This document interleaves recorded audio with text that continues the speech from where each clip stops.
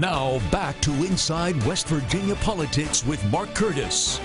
Welcome back to Inside West Virginia Politics. We are continuing our discussion on the new abortion provision here in Charleston. And up next, we are speaking to Derrick Evans. On Facebook, a lot of people may know you as Derrick Evans, the activist. Thank you so much for being here. Thank you guys for having me. I really appreciate it. And you're going to have a new title coming up. Tell us a little bit about what you're going to be up to come 2020. I'm hoping to be the next House of Delegate member for the 19th District, which is all of Wayne County minus Westmoreland.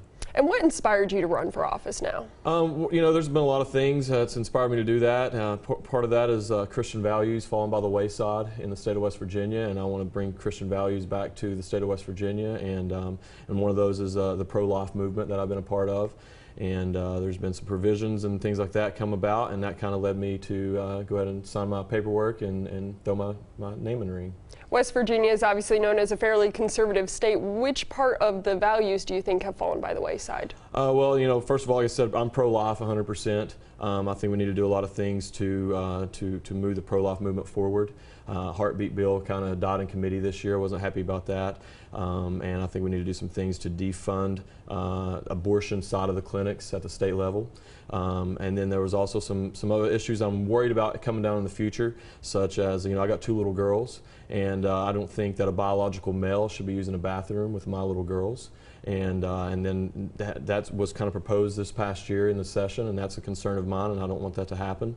And then another issue that hasn't happened yet, but I would like to get ahead of before it happens, is I don't think biological males should be competing against girls in school sports. And you know, my little girls are going to be playing sports one day, and I don't think that they should be competing against biological males. You've been very vocal on Facebook, obviously, particularly about the new provision in Charleston, so I'd like to touch on that just for a moment, about being able to protest and where you can protest at abortion clinics. Yeah, so they passed an ordinance that within 100 foot of any healthcare facility, you can't be within 8 foot of someone else, and it's really confusing. It's confusing for a lot of people. I think everyone's confused right now.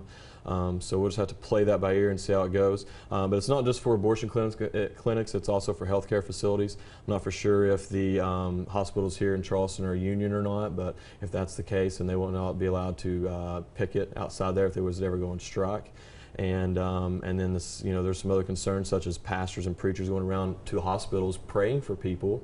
You know, are they going to be breaking the ordinance if they come up within 8 foot of someone in their room and ask them if they can pray for them or not? We don't know. City Council said it was an issue of safety, public safety, and that the Charleston Police Department actually asked for this ordinance. You've been on that picket line quite a bit. Did you see anything that this was needed? No, honestly, I believe that the police should have been enforcing the laws that were already on the books. And I have to say that our Charleston Police Department here, I feel like they've done a great job trying to mediate things and abide by the Constitution. And so I have to give them a lot of credit in that regard. But, you know, there was 150-some phone calls made against us to the police, and we was never arrested because we never broke the law. And so one of those things is why wasn't anything done about false police reports being filed?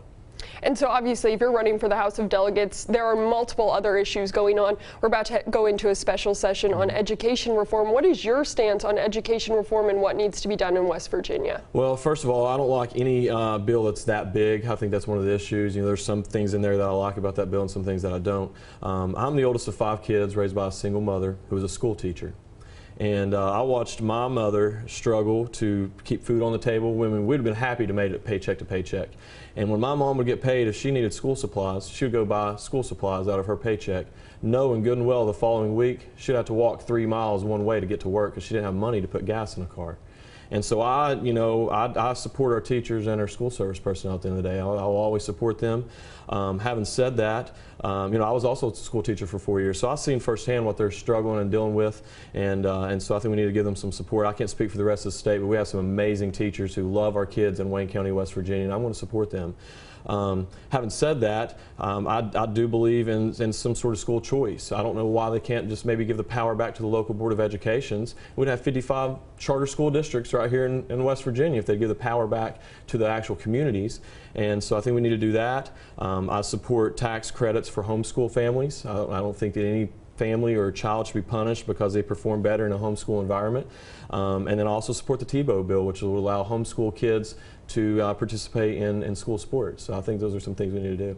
All right, we're down to our last about 15 seconds. Give us your final pitch for House of Delegates 2020. At the end of the day, I want to fight for the people in Wayne County, West Virginia. I will fight for Christian values. I will fight to end abortion. I will fight for our little girls out there in West Virginia and to prevent from biological males from using the bathroom with them and other issues like that. And so I'd really appreciate anybody's support. All right, thank you so much, Derrick Evans, candidate for House of Delegates. Thank you so much for being here. Thank you guys for having me. Appreciate it.